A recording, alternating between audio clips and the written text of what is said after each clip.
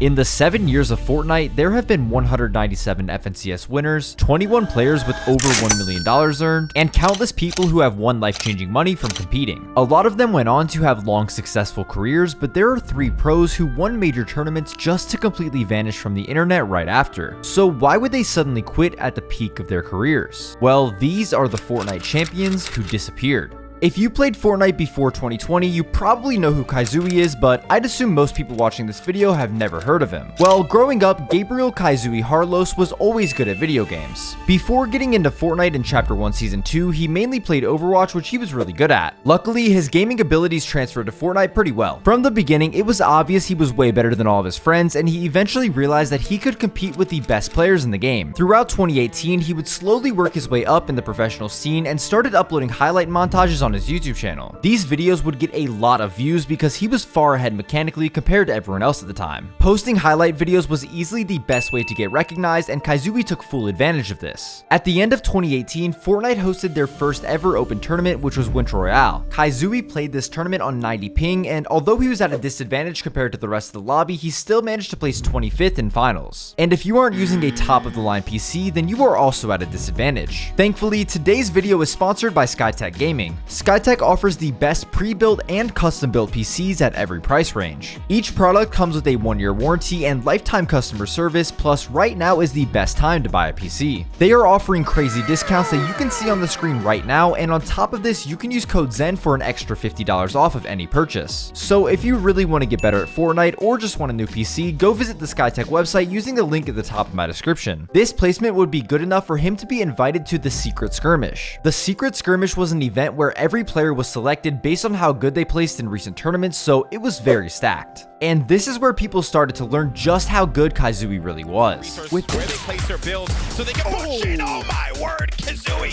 Vivid's gonna be alive. I asked him when you gonna get that dub. He says, I'm gonna try to come underneath and grab more, but get targeted. No, what? He gets the elimination on J-Truth. With this performance, he was able to finish in 4th, making $32,000 and proving to himself and his parents what he was capable of. Right after this, 100 Thieves would also recognize his potential as they decided to sign him to their Fortnite roster. This was at the perfect time because the biggest tournament in esports history was just around the corner. Qualifying for the $30 million Fortnite World Cup was the only thing he wanted to do, and being one of the best players at the time, he was expected to do so. In the first week of duos, him and his teammate Cloud finished 4th on NA West, which was just short of qualifying. To increase their chances of making it to New York, him and his duo flew to NA East, which had way more spots available. But sadly, that first week of duos would be the closest they came to punching their ticket. It was the same story in solos, as Kaizui really didn't come close. After this, he moved back home with his family, but this is not where the story ends. Next up was Trio FNCS, where him and his team looked really good in qualifiers, securing themselves $3,400 each. Heats was a different story though, as they failed to qualify for the grand finals. This was a big wake-up call, and he took this personally. When Chapter 2 was released, he put in more time than ever to prove that he still had what it takes. This time around, it was much different, as his squad easily qualified for their first FNCS grand finals, but nobody was ready for what they were about to do.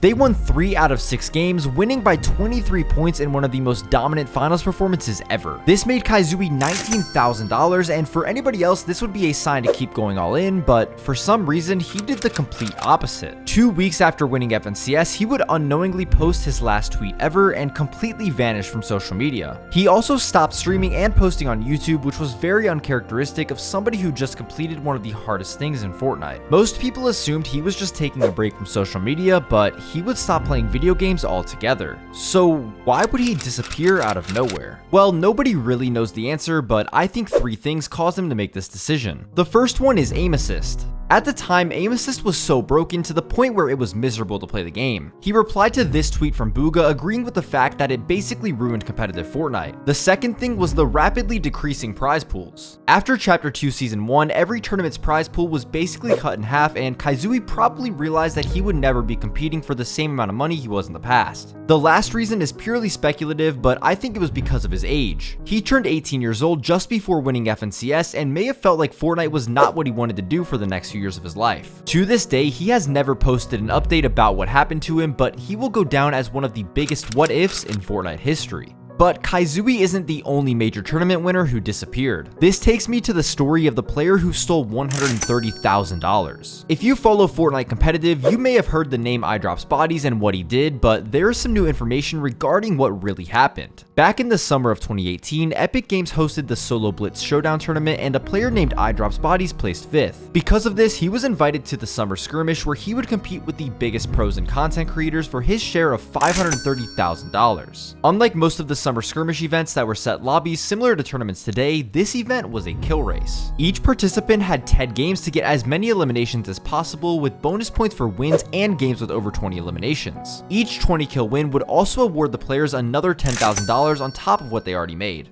This format benefited him because he didn't have to compete against the best players who were playing with way better equipment. But even before the tournament started, things were already looking fishy. All players were forced to stream on Twitch with a 2-minute delay, but since he never streamed before, he didn't have access to the setting to add a delay. This was to avoid getting stream sniped, and Epic Games allowed him to be the only player to not stream because if he streamed without a delay, he would be at a massive disadvantage. In his first game, he dropped a 20 kill win, which already guaranteed him $10,000, but he was just getting started. He would go on to absolutely dominate the tournament, and everybody participating knew something was going on, but they didn't know what. I know I'm not gonna get first. There's this PS4 guy who's playing mouse and keyboard who's apparently dropped 220 bombs already. Bodies. Yeah, apparently he's getting disqualified or something. I'm not sure why. I don't know. At least that's what my chat was screaming. Well, if your chat's screaming it, dude, I'm hoping for it, because I mean, I might actually have I might have a chance to get top 5 then with my score. How does a random console player who was also the only person that didn't have to stream win, and it wasn't even close? At the end of the day, he made himself $130,000, which is life-changing money for almost anybody, but did he really deserve it? Immediately, the community started to come up with theories on how he may have cheated. The main one everybody went with was that he had friends Q-sniping and giving him free kills. Most people thought this because when he released his replay files, some of the players he fought weren't even shooting back. It was starting to seem like a closed case. However, Epic Games said that he never killed the same player twice, which immediately made this theory invalid. After a full-on investigation, it was decided that he did not do anything wrong and what he did was completely legit, but some people still didn't believe this and it was about to get even more suspicious. As soon as he was paid out the money he won, he vanished without a trace. Why would somebody who just won that much money playing a video game who could easily have made it a career just disappear? Well, after 2 years of radio silence, we finally got an answer. My old roommate and former YouTuber Exalted sent him a DM on Twitter asking what really happened, and honestly, the answer was not surprising.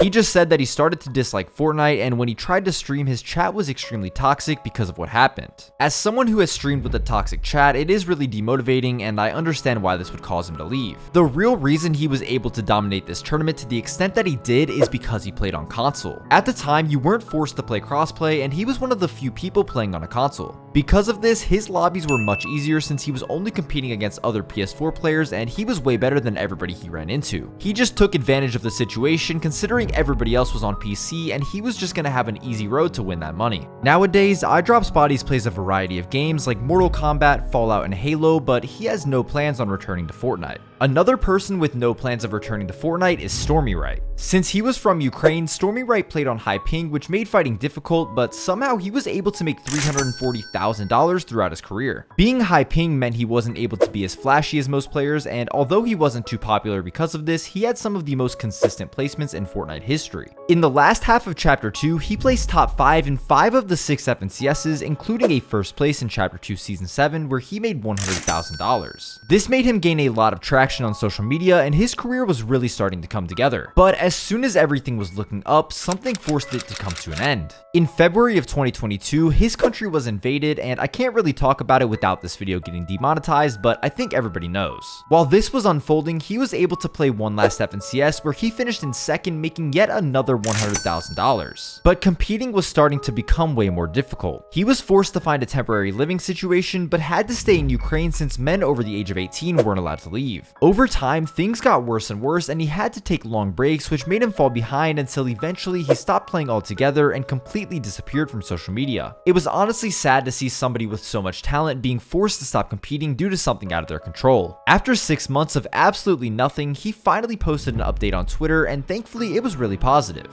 He announced that he moved to Berlin and has been enjoying life since quitting Fortnite, which was really good to hear. Almost all of his former friends and teammates who lived in Russia were forced to quit the game as well, since they aren't allowed to claim any of the prize money they win. This is another big reason that he hasn't and probably will not ever return to Fortnite. Although this was a terrible situation, he seems to be enjoying life without Fortnite, so that's what really matters. I wonder where these 3 players would be today if they never quit. It's crazy how all of their careers went from the best they could be to non-existent in such a short period of time, whether it was their choice or not. If you enjoy videos like this, I have way more on my channel, so check them out and drop a sub please, because I really want a YouTube plaque.